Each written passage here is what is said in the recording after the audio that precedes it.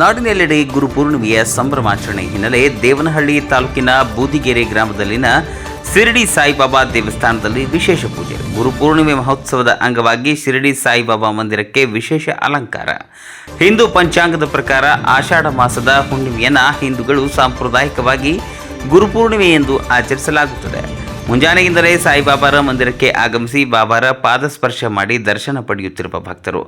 ಈ ದಿನದಂದು 5,000ಕ್ಕೂ ಹೆಚ್ಚು ಭಕ್ತಾದಿಗಳು ದೇವಾಲಯಕ್ಕೆ ಆಗಮಿಸುವ ನಿರೀಕ್ಷೆ ಇದೆ. ಬರುವ ಭಕ್ತಾದಿಗಳಿಗೆ ಪ್ರಸಾದ ವ್ಯವಸ್ಥೆ ಮಾಡಿರುವ ದೇವಾಲಯದ ಆಡಳಿತ ಮಂಡಳಿ. ಬೆಂಗಳೂರು ಗ್ರಾಮಾಂತರ ಜಿಲ್ಲೆಯ ದೇವನಹಳ್ಳಿ ತಾಲೂಕಿನ ಬೂದಿಗೆರೆ ಗ್ರಾಮ.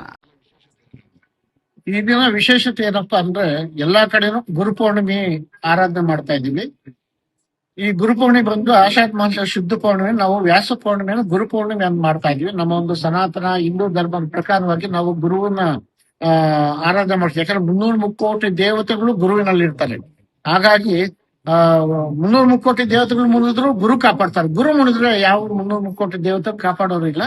ಹಾಗಾಗಿ ಈ ದಿನ ಬಂದು 1000 ಪಟ್ಟು ಗುರುವಿನ ಒಂದು ತತ್ವ ಆಕರ್ಷಣೆ ಬಹಳ ಜಾಸ್ತಿ ಇರುತ್ತೆ. ಆದ್ರಿಂದ ನಾವು ಗುರುವಿಗೆ ನಾವು ಮನಸ್ಸಿನಿಂದ ಒಂದು ನಮಸ್ಕಾರ ಅಥವಾ ಒಂದು ಹೂವು ಇಟ್ಟು ಗುರುವಿನ ನಮ್ಮ ನೋವು, ನಮ್ಮ ಒಂದು ಸಂಕಲ್ಪನ ಹೇಳ್ಕೊಂಡು ಹೋದ್ರೆ ಅದು ನಮ್ಗೆ ಎಷ್ಟೋ ಜನಗಳು ನಮಗ್ ಗೊತ್ತಿಲ್ಲ, ಎಷ್ಟೋ ಲಕ್ಷಗಳು ನಮ್ ಕರ್ಮ ಮಾಡೈತಿ. ಆ ಕರ್ಮದಲ್ಲಿ ಸ್ವಲ್ಪನಾದ್ರೂ ಇದನ್ನ ಮನ್ನಾ ಮಾಡ್ತಕ್ಕಂತ ಒಂದು ಮಹಾಪರ್ವ ದಿನ ಆಗಿದೆ.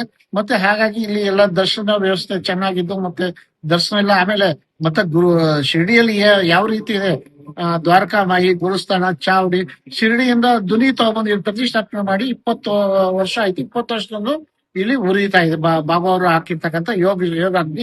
ಅದರೊಳಗಿನ ಮುಗಿದಿನ ಎಲ್ರಿಗೂ ಮಹಾಪ್ರಸಾದವಾಗಿ ಕೊಡ್ತಾ ಇದೀವಿ. ಆ ಮಹಾಪ್ರಸಾದನ್ನ ಎಲ್ಲರಿಗೂ ಕಾಯ್ತಾ ಇದೆ, ಎಲ್ಲರ ಕಾಯಿಲೆ ನಿವಾರಣೆ ಮಾಡ್ತಾ ಇದೆ.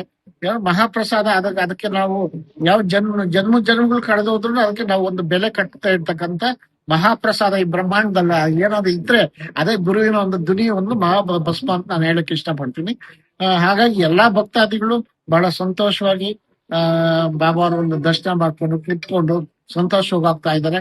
ಅವರು ಭಕ್ತಾದಿಗಳ ಸಂತೋಷನೇ ಬಾಬಾ ಅವರ ಒಂದು ಸಂತೋಷ.